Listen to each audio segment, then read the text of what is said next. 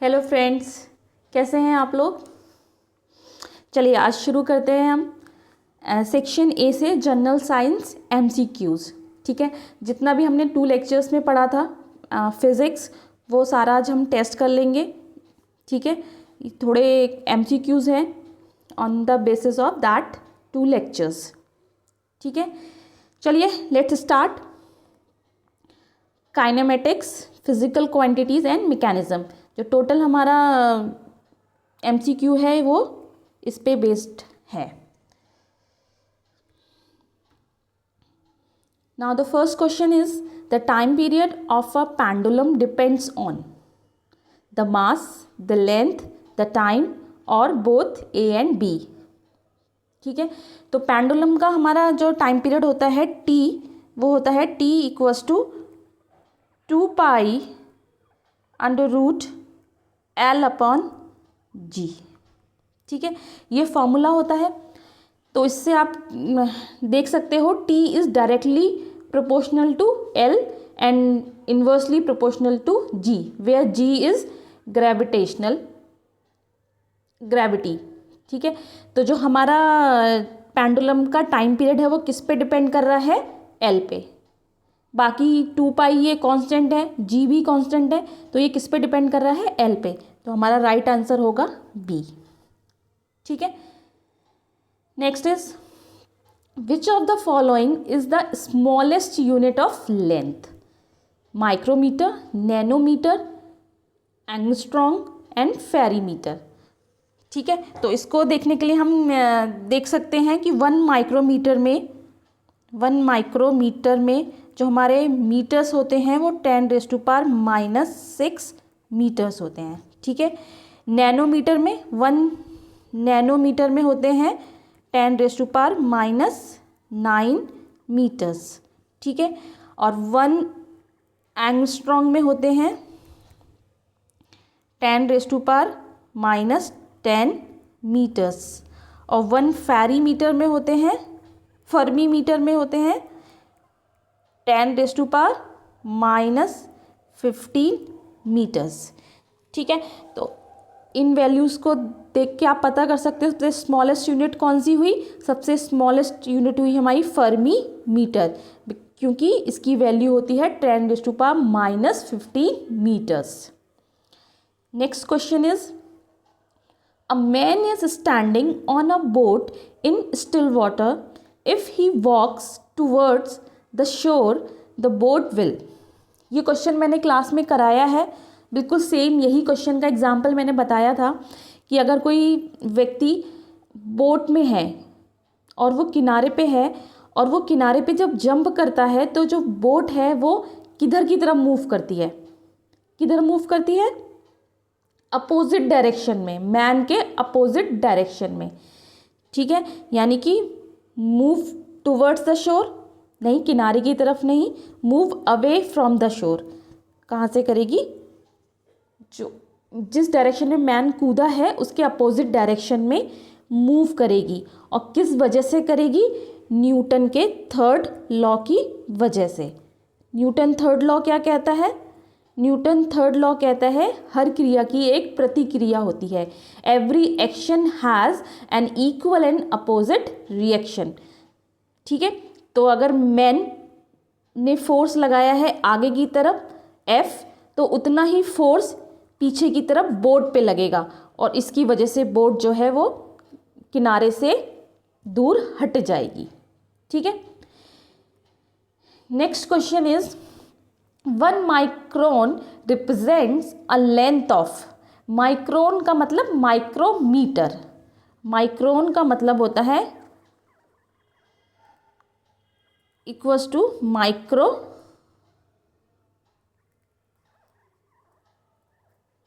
Metre. ठीक है, तो अभी जस्ट मैंने बताया था 1 माइक्रोमीटर इक्वल्स टू 10⁻⁻6 मीटर्स। ठीक है, नेक्स्ट है आपका a body is travelling with the speed of more than the velocity of sound in air is said to travel with. ठीक है, अगर कोई बॉडी हवा में साउंड की वेलोसिटी से ज़्यादा तेज़ चलती है, ट्रैवल करती है, तो उस स्पीड को क्या कहते हैं? सुपरसोनिक स्पीड, हाइपरसोनिक, अल्ट्रासोनिक या फिर इंफ्रासोनिक? तो उस स्पीड को हम कहते हैं सुपरसोनिक स्पीड। ठीक है, सुपरसोनिक स्पीड क्या होती है? Supersonic speed is a rate of travel of an object that exceeds the speed of sound. ठीक है, सुपरसोनिक स्पीड होती है rate of travel of an object जो कि साउंड की स्पीड को एक्सीड कर जाता है। ठीक है, अगर हम 20 डिग्री टेम्परेचर पे मेजर करें इस स्पीड को, तो इसकी वैल्यू होती है 343 मीटर पर सेकेंड। ठीक है, ये तो हो गई हमारी साउंड की स्पीड, सुपरसोनिक स्पीड। अगर हम लाइट की स्पीड की बात करते हैं तो वो कितनी होती है? मैंने आप लोग को बताया था 3 × 10⁸ मीटर पर सेकेंड।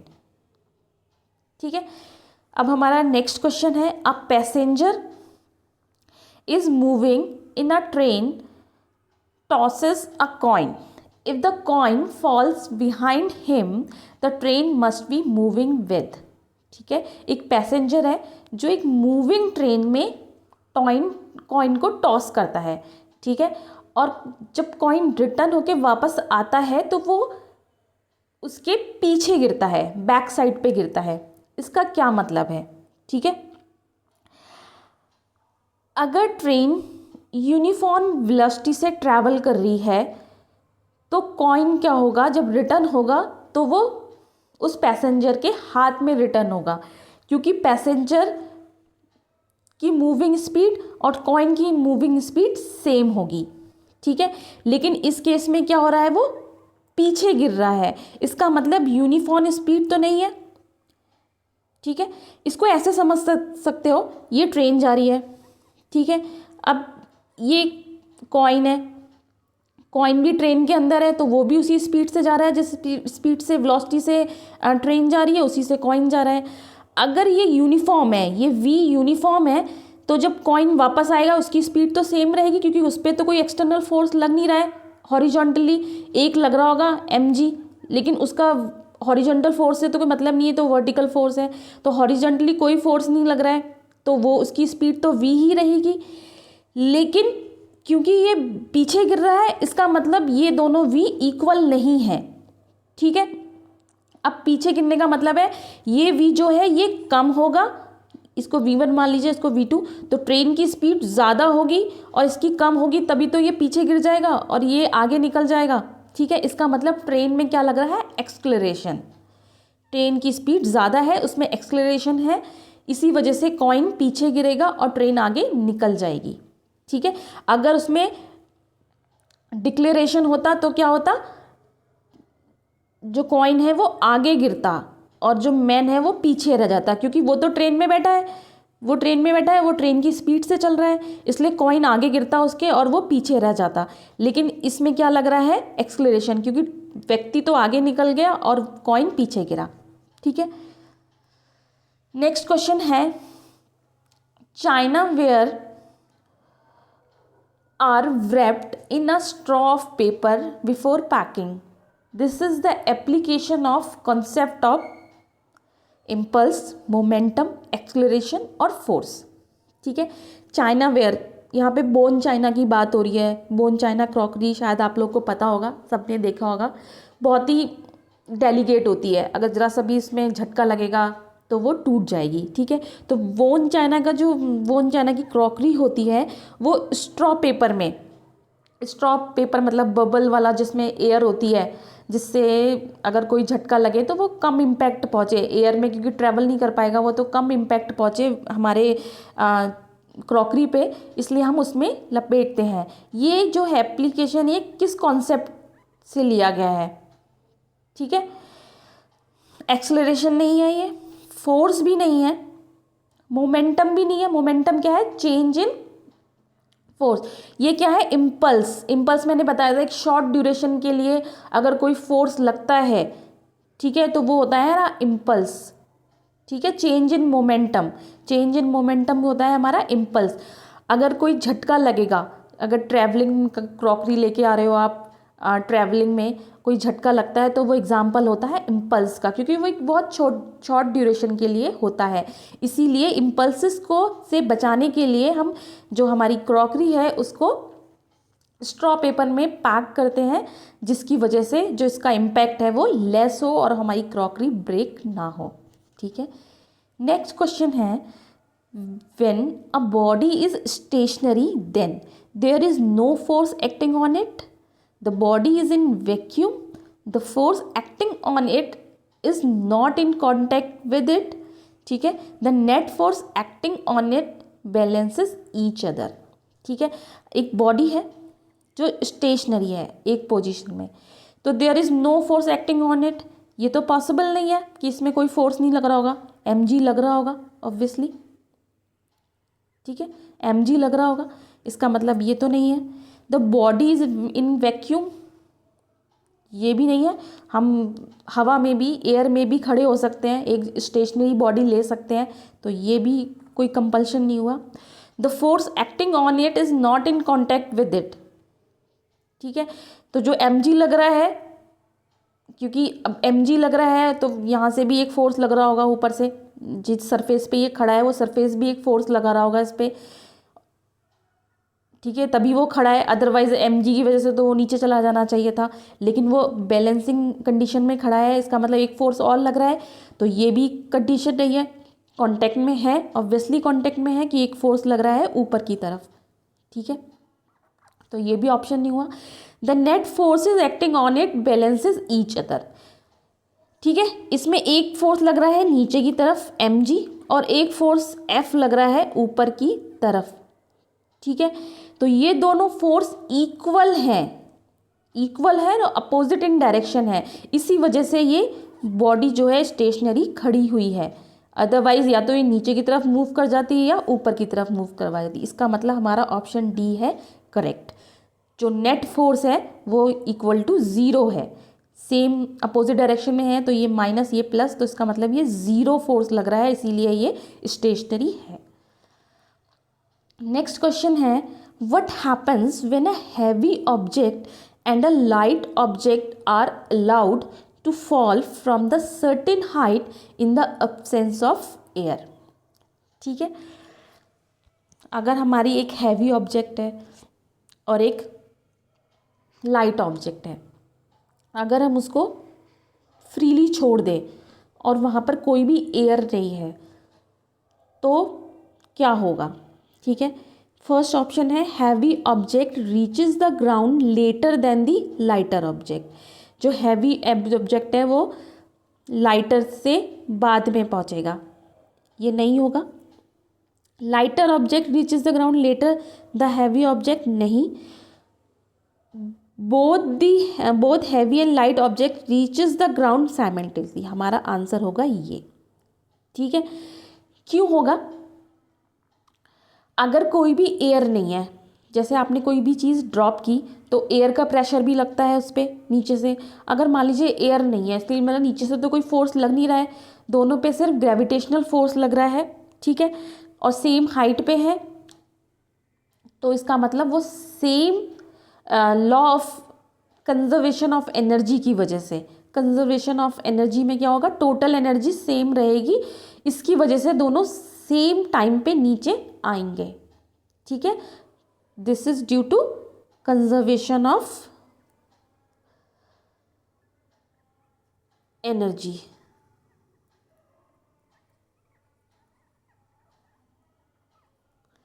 ठीक है, तो हमारा ऑप्शन हो गया सी।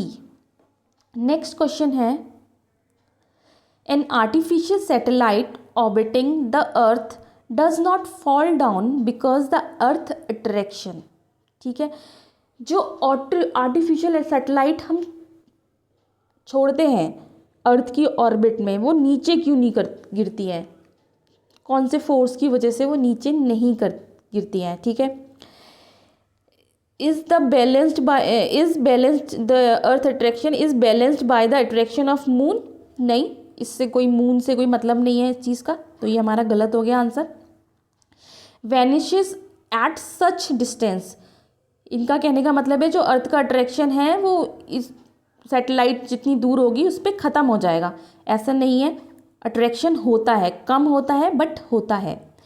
Is balanced by the viscous drag produced by the atmosphere, नहीं एटमॉस्फेयर तो होता ही नहीं है वहाँ पे, ठीक है, तो ये क्वेश्चन भी आपका गलत हो गया, वैक्यूम होता है। लास्ट है produces the necessary acceleration of its motion in a curved, तो ये है हमारा राइट ऑप्शन। इसका क्या मतलब हुआ, इसका मतलब ये हुआ जो अर्थ है वो इतना ग्रेविटेशनल फोर्स लगाता है जिससे वो एक कांस्टेंट एक्सेलरेशन से मूव करता रहे। एक्सेलरेशन तो कांस्टेंट रहेगा बट उसकी जो नेचर ऑफ डायरेक्शन होगा, मतलब जो डायरेक्शन होगी वो चेंज होती रहेंगी इन डायरेक्शन, ठीक है, जिसकी वजह से उसका जो टोटल पाथ होता है वो ऐसा होता है, ऑर्बिट जैसा होता है, ठीक है, जो उस पर एक्सेलरेशन लगता है अर्थ से ऑर्बिट पे, ठीक है, वो क्या होगा, कांस्टेंट एक्सेलरेशन प्रोवाइड करता है और ये चेंज इन डायरेक्शन होता है, मतलब यहाँ पे इसकी डायरेक्शन अलग होगी, यहाँ पे अलग होगी, जिसकी वजह से वो एक ऑर्बिट की शेप फॉर्म कर लेता है, ठीक है, तो ये लास्ट वाला हो गया हमारा आंसर, ठीक है, produce the necessary acceleration of its motion in a curved. Next है when a ship floats on water it displaces no water, the mass of water displaced is equal to the mass of the ship, the mass of water displaced is lesser than the mass of the ship, the mass of water displaced is greater than the mass of the ship, ठीक है, अगर हम पानी में कोई चीज़ डालते हैं और वो चीज़ तैर रही है, इसका मतलब उसका सरफेस उतना पानी डिस्प्लेस कर रहा है जितना उसका वेट है।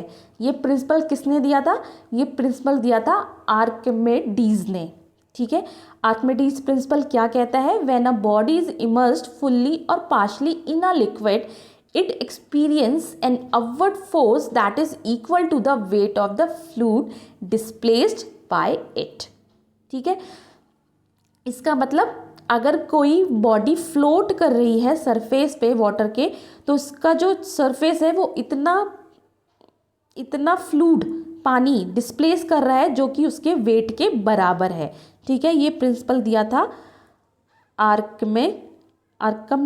आर्किमिडीज ने,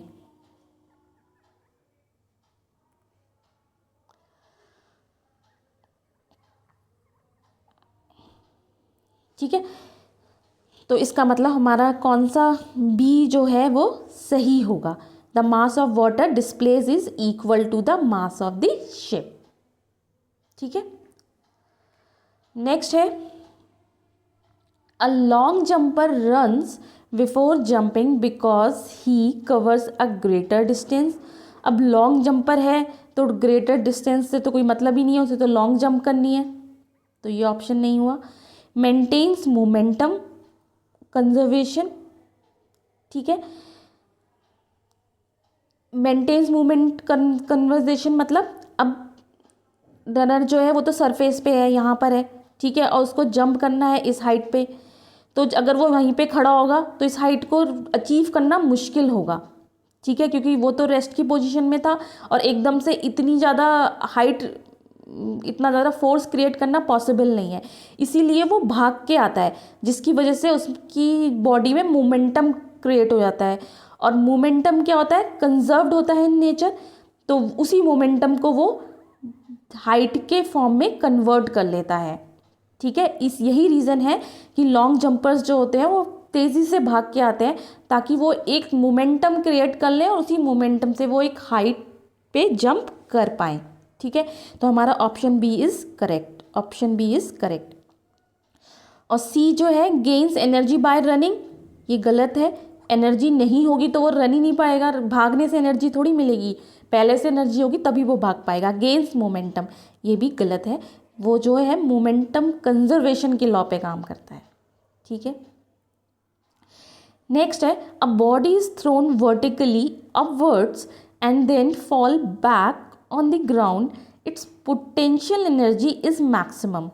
कब मैक्सिमम होगी? On the ground.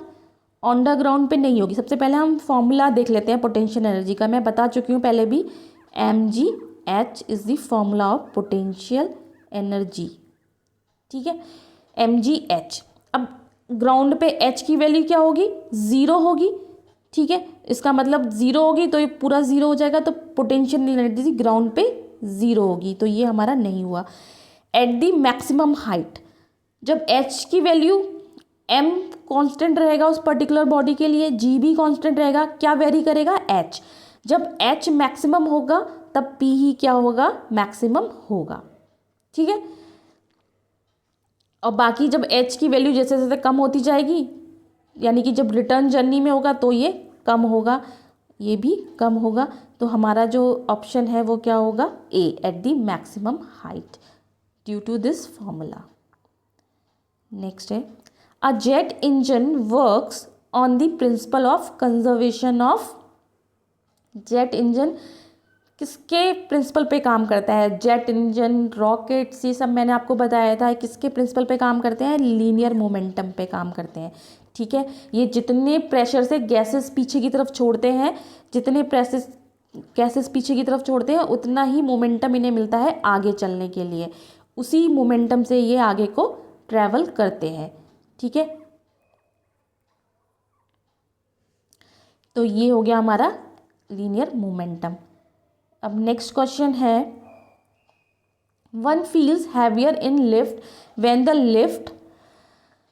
अब अगर हम लिफ्ट में हैं, ठीक है, लिफ्ट में हैं तो हम पे, और लिफ्ट अगर ऊपर की तरफ जा रही है तो जो बॉडी है उस पे 2 फोर्सेस लग रहे होंगे, ठीक है, ऊपर की तरफ।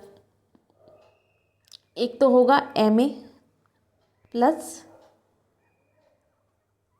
mg, ठीक है, जब हम ऊपर की तरफ जा रहे हैं। और जब हम नीचे की तरफ ट्रैवल करते हैं तो ये हो जाता है ma minus mg, sorry mg, ये प्लस में होगा और ma हमारा माइनस में होगा, mg माइनस ma, ठीक है। यानी कि जो फोर्स नीचे की तरफ रहा है वो भी ऐड हो जाएगा, इसमें नीचे की तरफ पुल करने की कोशिश करेगा, एक आपका ऊपर की तरफ लगेगा, तो टोटल जो फोर्स है वो इतना लगेगा, ऐड हो जाएगा। तो जब भी लिफ्ट ऊपर जाएगी तब हमें हैवी फील होगा, और जब वो नीचे आएगी तो हमें लाइटर फील होगा।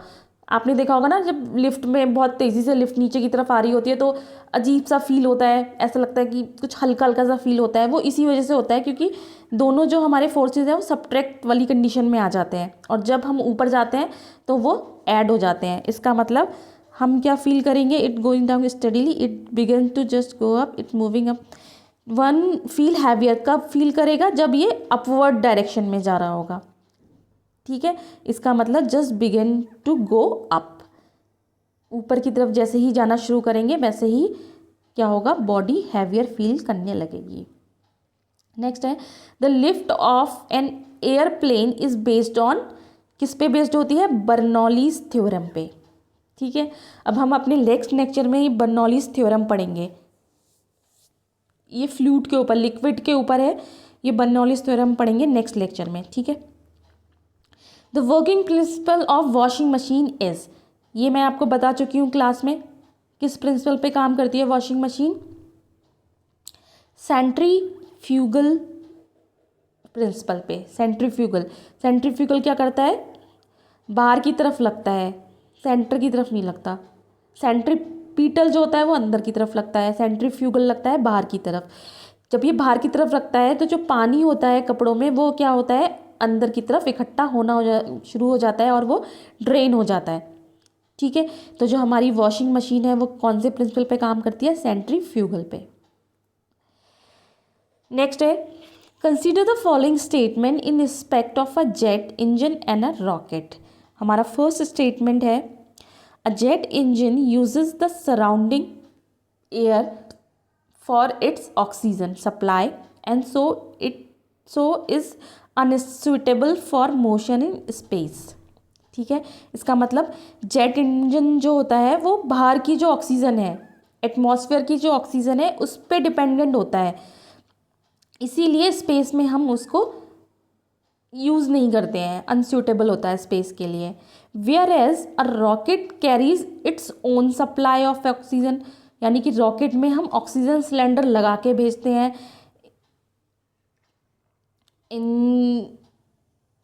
इन the gas from as a fuel, which of the above statement is correct.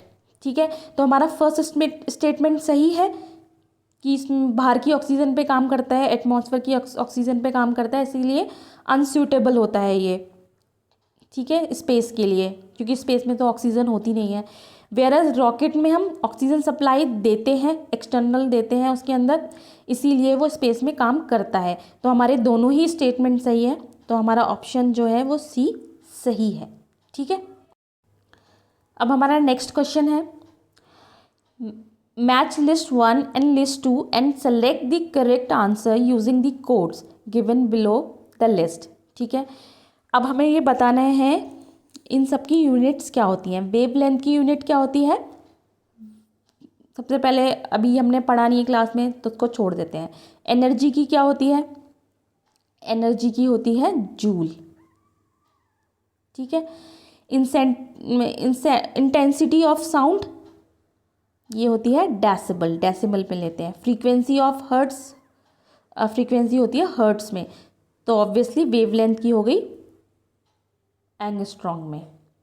ठीक है, तो हमारा ऑप्शन कौन सा सही हो गया, हमारा ऑप्शन फर्स्ट का 2 यानी कि A is the correct option. Next question है, इसमें भी मैच है, मैच करना है। इसमें भी कुछ वैल्यूज़ दी हुई हैं, इनका हमें यूनिट बतानी है। टेम्परेचर की यूनिट क्या होती है, केल्विन। ठीक है, पावर की यूनिट क्या होती है, वॉट। प्रेशर की यूनिट क्या होती है, पास्कल। और फोर्स की यूनिट होती है न्यूटन। तो इसमें तो हमें कुछ करना ही नहीं पड़ा, हमारा जो भी ऑप्शन 1 2 3 4 होगा, ए का 1, बी का 2, सी का 3, डी का 4, यानी कि option C is the correct answer. Next is matching question है ये भी। अब इसमें क्वेश्चन क्या है, इसमें भी हमें यूनिट्स बतानी है। ठीक है, तो एक्सलेरेशन की यूनिट क्या होती है, एक्सलेरेशन की यूनिट होती है metre per second square. Acceleration का फॉर्मूला क्या होता है, A equals to B upon T. ठीक है, वेलोसिटी अपॉन टाइम, तो ये हो गया हमारा metre per second square. Current, electric current की यूनिट क्या होती है, एम्पियर। ठीक है, और वर्क डन की यूनिट क्या होती है, जूल। इम्पल्स की यूनिट क्या होती है, इम्पल्स की यूनिट होती है न्यूटन सेकेंड। सेकेंड इधर आ गया है ये, ठीक है, थोड़ा मिसप्रिंट हो गया है, तो सेकेंड यहाँ पे ले लीजिए इसको कट करके। ठीक है, तो ये होती है हमारी इम्पल्स की यूनिट। हमारा कौन सा ऑप्शन सही हुआ, ए का 4, यानी कि सी ऑप्शन हमारा सही हुआ। ठीक है,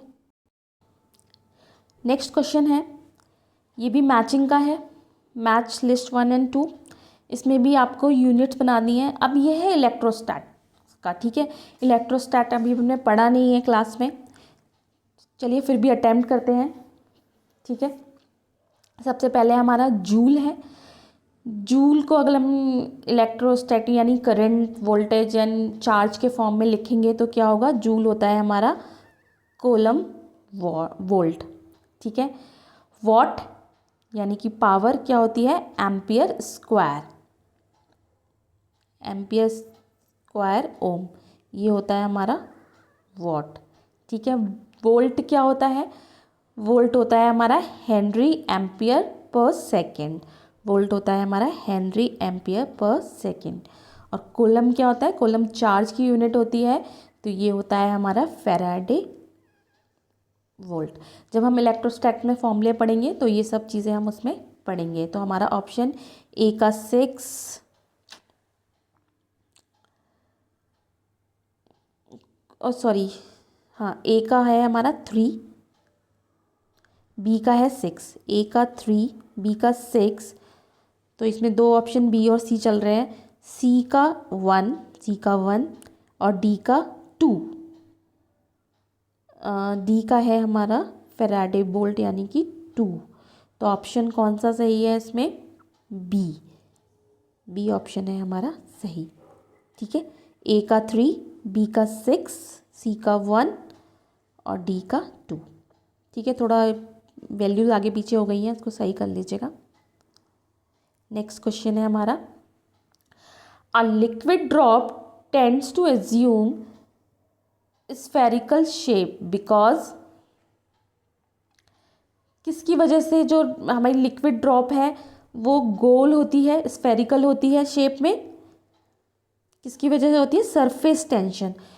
जो पानी की क्वालिटी होती है, पानी का एक कह सकते हैं नेचर होता है, वो हमेशा मिनिमम सरफेस एरिया एक्वायर करने की कोशिश करता है। क्यों करता है? क्योंकि उसके सरफेस पे टेंशन लगता है। ठीक है, जो कि उस हर तरफ से लगता है, बैलेंस आउट कर देता है। इसी वजह से पानी का जो ड्रॉप होता है वो गोल होता है। ठीक है, अगर यही ड्रॉप हम वैक्यूम में देखेंगे तो उसका शेप गोल नहीं होगा, क्योंकि उस पर कोई एयर से कोई भी उस पर टेंशन नहीं लग रहा होगा, फोर्स नहीं लग रहा होगा। नेक्स्ट क्वेश्चन है, consider the following statements, work is not done when. ठीक है, काम जो है हमारा कार्य वो कब नहीं होगा, मतलब कब उसकी वैल्यू ज़ीरो होगी। तो हमारा फॉर्मूला होता है वर्क डन का, W इक्वल्स टू F यानी कि force, S displacement, cos theta. ठीक है, तो जब भी इस W की वैल्यू ज़ीरो होगी तो हमारा वर्क डन ज़ीरो होगा। ठीक है, या तो F ज़ीरो हो जाए या S ज़ीरो हो जाए या फिर कॉस थीटा की वैल्यू ज़ीरो हो जाए तो हमारा वर्क डन ज़ीरो होगा। अब देखते हैं हम किस केस में ये ज़ीरो होगा। अ man is walking on horizontal road. ठीक है, अगर कोई व्यक्ति हॉरिजॉन्टल रोड पे वॉक कर रहा है तो उसका जो फोर्स लगेगा वो तो ऊपर सरफेस जो है रोड का सरफेस फोर्स लगाएगा, F ऊपर की तरफ लगाएगा, और जो डिस्प्लेसमेंट होगा, जो दूरी वो तय करेगा वो S स्ट्रेट हॉरिजॉन्टली होगा। तो इनके बीच का एंगल जो होगा वो 90 डिग्री होगा। इसकी वजह से इस केस में जो वर्क डन है वो होगा ज़ीरो। ठीक है, एक तो ये ऑप्शन हो गया। A man is climbing up a hill, यानी कि एक व्यक्ति हिल पर चढ़ रहा है। ठीक है, तो इसमें फोर्स और डिस्प्लेसमेंट के बीच में एक एंगल बनेगा, हॉरिजॉन्टल नहीं होगा वो एंगल, तो इसलिए इस केस में वर्क डन ज़ीरो नहीं होगा, ये ऑप्शन नहीं होगा। A man with a load on his head is walking on a horizontal road, मतलब ये मैंने एग्जाम्पल बताया था आपको क्लास में कि अगर एक कुली अपने सर पे सामान लेके प्लेटफॉर्म पे चल रहा है, स्ट्रेट प्लेटफॉर्म पे चल रहा है, तो उस टाइम पे काम जो होगा, कार्य जो होगा वो ज़ीरो होगा। क्यों होगा? क्योंकि सेम जो भी सामान है जिसका फोर्स है वो उसके सर के ऊपर है, और जो वो डिस्टेंस कवर कर रहा है वो परपेंडिकुलर है, दोनों के बीच में जो एंगल है वो 90 डिग्री है, यानी कि कॉस 90 क्या होगा? ज़ीरो। और इस केस में भी जो हमारा वर्क डन है वो ज़ीरो होगा। ठीक है, नेक्स्ट है moon is revolving around the earth. जो चंद्रमा है वो अर्थ के चारों तरफ घूम रहा है, ये चंद्रमा है, तो इस केस में भी हमारा वर्क डन ज़ीरो होगा, क्योंकि जो टोटल डिस्प्लेसमेंट है, जिस बिंदु से वो चल रहा है उसी बिंदु पे आ जा रहा है, तो हमारा टोटल डिस्प्लेसमेंट जो है वो ज़ीरो होगा, इसीलिए इस केस में भी वर्क डन होगा ज़ीरो। ठीक है, तो हमारा ऑप्शन होना चाहिए 1, 3, 4। 1, 3, 4 कौन सा है? डी ऑप्शन है। ठीक है, तो ये हो गया हमारा राइट आंसर। नेक्स्ट क्वेश्चन है, what is the correct sequence in which the length of the following unit increases. ये ऑलरेडी मैं आपको बता चुकी हूँ कि हमें इंक्रीजिंग फॉर्म में लिखना है, सबसे छोटा पहले, फिर उसके बाद और फिर उससे सबसे बड़ा। तो सबसे छोटा हमारा इसमें कौन सा होगा? सबसे छोटा होगा हमारा एंगस्ट्रॉन्ग, जिसकी वैल्यू होती है 10⁻⁻10 मीटर। उसके बाद होगा हमारा नैनोमीटर, जिसकी वैल्यू होती है 10⁻⁹ मीटर। और उसके बाद होगा हमारा माइक्रोन, जिसकी वैल्यू होती है 10⁻6 मीटर। तो हमारा ऑप्शन होगा 1 3 2। 1 3 2 कौन सा है? ये है हमारा C. Okay, next one is if an apple is released from an orbit spaceship, it will fall towards the earth, move at a lower speed, move along with the spaceship at the same speed, move at a higher speed। ठीक है, अब यहाँ पे लगेगा linear momentum. ठीक है, fall towards the earth, अब spaceship है ये अर्थ है, यहाँ स्पेसशिप से एक एप्पल नीचे ड्रॉप कर दिया। ठीक है, तो इस जब ये ड्रॉप करेंगे तो इसकी स्पीड क्या होगी? एप्पल की सेम स्पीड होगी जो स्पेसशिप की होगी। मान लीजिए v वेलोसिटी से ये चल रहा है स्पेसशिप, तो ये एप्पल की वेलोसिटी भी v होगी जब इसको ड्रॉप करेंगे। ठीक है, अब इस एप्पल का क्या होगा? ये अर्थ पे आके गिर जाएगा? नहीं गिर पाएगा, क्योंकि डिस्टेंस बहुत ज़्यादा है। ग्रेविटी लग रही होगी लेकिन वो इतनी नहीं होगी कि उस एप्पल को अर्थ तक ले आए, इसीलिए ये अर्थ पे तो नहीं आएगा। नेक्स्ट है move at a lower speed. ये क्या होगा? स्पेसशिप की स्पीड से लोअर स्पीड से मूव करने लगेगा? नहीं करने लगेगा। जब ये गिरा था तब v स्पीड पे था, उसके बाद इस पर कोई फोर्स लगा? स्पेस में तो कोई फोर्स होता नहीं है, वैक्यूम होता है, तो वहाँ तो कोई फोर्स ही नहीं है जो इस पर लग रहा है। जब तक कोई फोर्स नहीं लगेगा तो इसका जो हमारा फर्स्ट लॉ था न्यूटन का, लॉ ऑफ इनर्शिया, उसमें क्या था? अगर कोई कांस्टेंट स्पीड से चल रहा है या फिर रेस्ट की पोजीशन में है, तब तक वो अपनी पोजीशन नहीं छोड़ेगा जब तक कि कोई एक्सटर्नल फोर्स ना लगे। तो इस केस में इस एप्पल पे कोई भी एक्सटर्नल फोर्स नहीं लगेगा, तो ये ऑब्वियसली जो स्पीड से गिरा था उसी स्पीड से इस स्पेसशिप के साथ ही मूव करता रहेगा, यानी कि सी ऑप्शन हमारा हो गया right option. The next one is consider the following statement: a light and a heavy body having equal momentum and equal kinetic energies। ठीक है, एक भारी वस्तु और एक हल्की वस्तु में इक्वल मोमेंटम और इक्वल काइनेटिक एनर्जी होती है। ये ऑप्शन है गलत, क्योंकि काइनेटिक एनर्जी का फॉर्मूला होता है हाफ mv स्क्वायर। ठीक है, तो m जो है दोनों का चेंज है, एक का ज़्यादा है एक का कम है, तो ऑब्वियसली काइनेटिक एनर्जी सेम नहीं होगी दोनों की। ठीक है, मोमेंटम भी क्या होता है? मोमेंटम होता है हमारा m equals to linear momentum होता है हमारा Lm equals to mv, mass से मल्टीप्लाई होता है। अब मास तो दोनों का चेंज है, एक भारी है एक हल्का है, तो ये भी चेंज होगा, तो ये ऑप्शन हो गया गलत। नेक्स्ट है the total energy of a body in motion is equal to the work it can do in being brought to the rest. Total energy of a body in motion is equal to the work it can do in being brought to the rest. नहीं, ये ज़रूरी नहीं है। मान लीजिए वो circular motion कर रहा है, मतलब ये बोल रहे हैं कि जो टोटल एनर्जी है बॉडी की, वो जो भी वर्क किया है उस बॉडी ने चलने में, उसके बराबर होगी। ठीक है, नहीं, ये ज़रूरी नहीं है। अगर वो सर्कल में कोई काम कर रहा है, सर्कुलर मोशन कर रहा है, तो उसका डिस्प्लेसमेंट तो ज़ीरो हो जाएगा, तो उस केस में वर्क डन ज़ीरो हो जाएगा, बट एनर्जी तो उसमें होगी। एनर्जी नहीं होगी तो वो मूव कैसे करेगा? तो एनर्जी तो है, वो वर्क डन ज़ीरो है, तो ये ऑप्शन भी हमारा गलत हो गया। ठीक है, थर्ड ऑप्शन है a body can not have momentum when it's energy is zero. ठीक है, अगर किसी बॉडी में एनर्जी नहीं है तो वो उसका मोमेंटम नहीं होगा, वो मूव नहीं करेगा, उसमें वेलोसिटी नहीं होगी।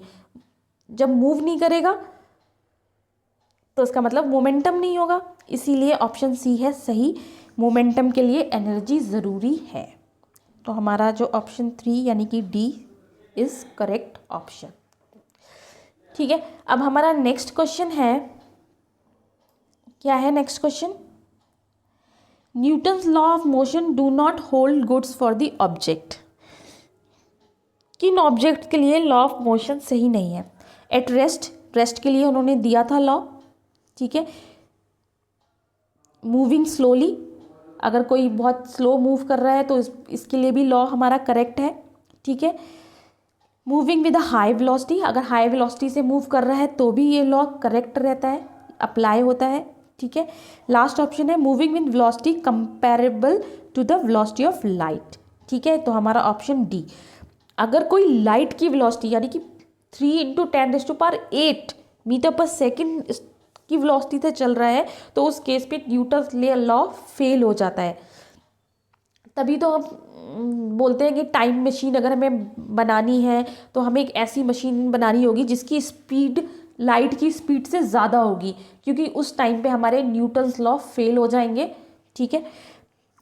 तो ये अभी तक एक मतलब एक सपना बना हुआ है साइंटिस्ट का कि एक दिन हम ऐसी स्पीड एक्वायर कर लेंगे जो कि लाइट की स्पीड से ज़्यादा होगा, जो कि अभी तक पॉसिबल नहीं हो पाया है, ठीक है।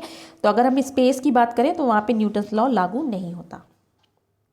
नेक्स्ट क्वेश्चन है, bar is a unit of which one of the following. तो बार हमारी यूनिट होती है प्रेशर की, ठीक है। अगर हम स्टैंडर्ड यूनिट की बात करें तो प्रेशर की स्टैंडर्ड यूनिट पास्कल होती है, और बार भी प्रेशर की ही यूनिट है। 1 बार जो होता है वो इक्वल होता है 10⁵ पास्कल के, ठीक है। तो पास्कल जो है, बार जो है यूनिट है प्रेशर की। नेक्स्ट क्वेश्चन है हमारा, which one of the following is not a contact force. कौन सा फोर्स जो है वो कॉन्टैक्ट फोर्स की कैटेगरी में नहीं आता। तो पुश फोर्स, पुश का मतलब धक्का देना, पुश करना, तो ऑब्वियसली कोई कांटेक्ट या सरफेस को पुश करोगे तो उसके कांटेक्ट में आना पड़ेगा, तो ये तो एक कांटेक्ट फोर्स हुआ। ग्रेविटेशनल फोर्स, अब ग्रेविटेशनल फोर्स अगर आप सरफेस पे हैं तो भी लगता है, अगर आप हवा में हैं मतलब कोई भी कांटेक्ट में नहीं है तो भी आप पे mg लग रहा होगा। तो ये तो हो गया हमारा कॉन्टेक्टलेस फोर्स, यानी कि जिसमें कोई कांटेक्ट नहीं लग रहा है फोर्स पे। फ्रिक्शन के लिए ऑब्वियसली आपको सरफेस के कांटेक्ट में या जिस भी जहाँ पे भी आप चल रहे हो उसके कांटेक्ट में होना पड़ेगा, तभी फ्रिक्शन लगेगा, अदरवाइज नहीं लगेगा। स्ट्रेन मतलब नचोड़ना, तो नचोड़ने के उसमें भी आपको उसको छूना पड़ेगा या कांटेक्ट में लाना पड़ेगा, तभी वो होगा। तो हमारा जो अकेला फोर्स है ग्रेविटेशनल, जिसके लिए कांटेक्ट की ज़रूरत नहीं है, ठीक है। तो ये हो गए हमारे MCQs based on general science, physics, kinetics के, ठीक है। अब हम बाकी MCQs करेंगे आगे, और सेक्शन ए के हम MCQs करते रहेंगे। आई थिंक MCQs अगर हम सही से कर लें तो सफिशिएंट होगा सेक्शन ए के लिए, और सेक्शन बी के हमारे लेक्चर्स चल रहे हैं, ठीक है। तो पढ़ते रहिए, अपना ध्यान रखिए और मेरे चैनल को सब्सक्राइब करिए। अगर आपको पसंद आ रहा है तो प्लीज़ लाइक करिए।